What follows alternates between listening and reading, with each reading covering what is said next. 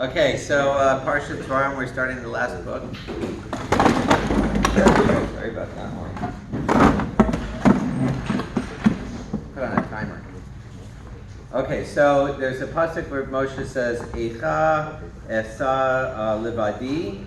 How can I alone bear all of you? And the rabbis spent a lot of time on this pasuk because of the word Eicha, which we're about to read next Sunday, which we should be actually reading on Saturday. But the first time you actually see Eicha is back in Bereshit, when Adam and Eve, they eat from the apple, they hear the voice of God in the garden, and they hide.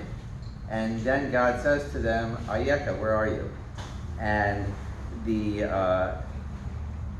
I always thought that the worst sin, in terms of the first sin, was eating from the apple.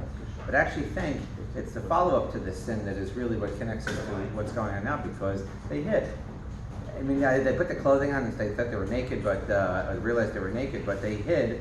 And what caused them to hide originally was the sound of God in the garden. It wasn't eating the apple, it was the sound. And there's this whole idea that that's being developed that when you say Shema every day, you cover your eyes. You have to cover your eyes because you have to open up your hearing in order to hear the presence of God. And they heard the presence of God and they ran away, which is literally the biggest sin of all.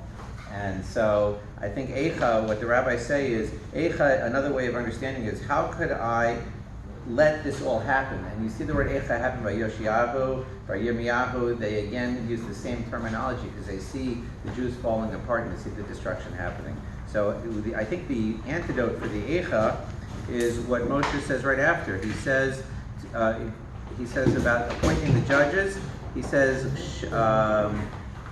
Shamoah ben achechem u'shvatetem tzedek. Listen to your brothers and you will judge righteously. The first thing is you have to open up your ears and listen to the truth of what's going on with your brothers, because that will guide you to make the right judgment. So it's like, I think if you go all the way back to the beginning of the story of creation, that if they were willing to listen for God, then when you take your hands off your eyes, that's when you actually can feel God and see God. And so, but it starts with the listening and opening of your heart. So hopefully we have a good fast and think of those things.